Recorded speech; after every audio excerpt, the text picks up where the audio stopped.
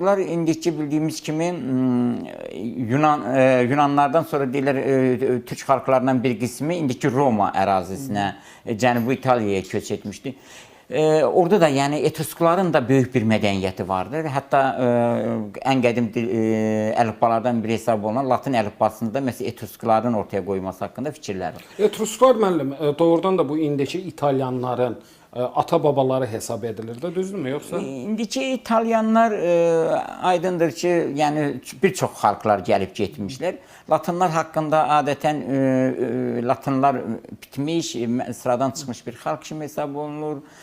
Ancaq əslində Latinlər deyilən, yəni Latinlər öz mədəniyyətlərini Etrusklar üzərində qurdular. Ancaq onlar da bitib getmədilər. Əslində vardılar. Sadəcə sonraki dövrdə Roma yeni bir şəkil aldı və beləliklə Etrusklar tarixdə yəni silindilər, getdilər. Demək istədiyimiz odur ki, mən hələ bu